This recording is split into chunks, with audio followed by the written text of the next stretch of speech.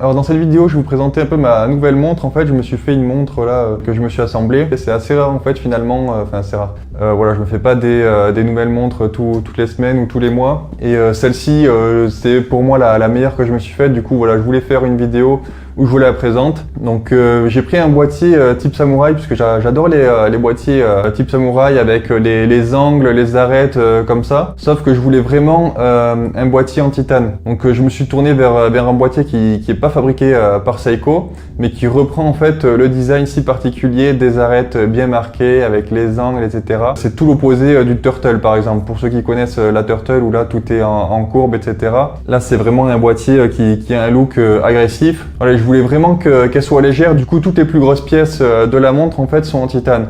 Donc le boîtier, la lunette, la couronne et le fond de boîtier. Voilà, et grâce à ça, on gagne pas mal de poids puisque la masse volumique du titane, c'est environ 60% de celle de l'acier. Et sur la montre au total, à la fin, on gagne à peu près 30 grammes, il me semble, par rapport à une config identique à l'acier. Donc le diamètre il est de 44 mm, l'épaisseur est de 14 mm, donc c'est assez gros. Moi j'ai un poignet de 17,5, donc je vois par rapport à la moyenne des clients qui commandent chez moi, 17,5 c'est à peu près, je dirais même c'est pile la moyenne. Donc vous voyez ce que ça fait sur un poignet moyen, moi je trouve ça nickel. Ensuite comme vous avez vu il y a pas mal de gravures, donc ça a été fait par Clockwork Mod JD, donc vous pouvez aller voir son travail sur Instagram. Moi j'ai testé plusieurs graveurs en fait, puisque c'est quelque chose que j'aime bien faire et même proposer à mes clients.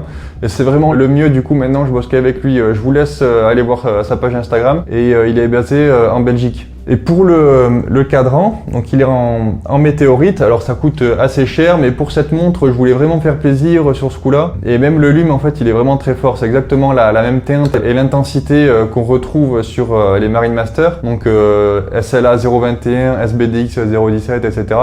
Donc c'est pour ça que j'ai pris des aiguilles d'ailleurs de SBDX 017, parce qu'elles vont parfaitement avec l'ensemble. Et d'ailleurs au final ce sont les seules pièces Seiko sur cette montre avec le mouvement.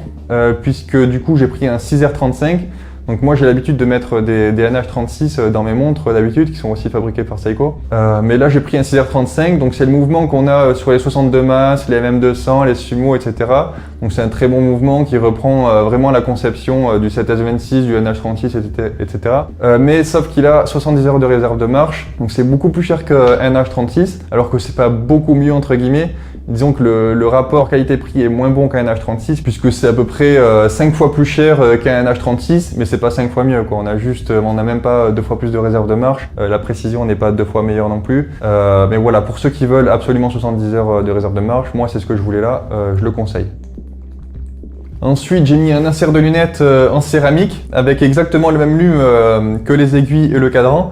Donc le lume il est vraiment exceptionnel, je sais pas si vous voyez, mais à la journée il n'est pas complètement blanc, il a une teinte un peu verte comme ça, c'est exactement comme sur toutes les nouvelles Marine Master.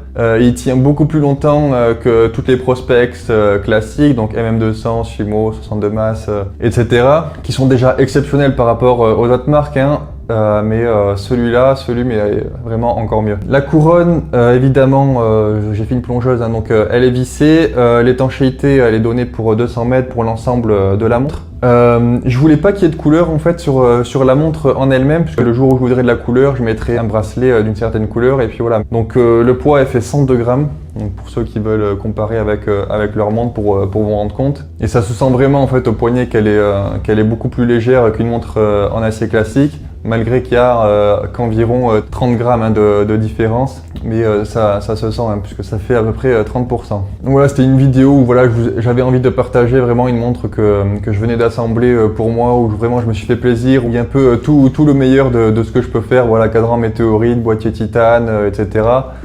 Évidemment un insert en céramique vers saphir, ça c'est classique on va dire. Et puis voilà, j'espère que la vidéo vous a plu. Si vous voulez en savoir plus sur mon travail, n'hésitez pas à me suivre sur mes réseaux sociaux ou aller voir mon site. Et puis bon mode.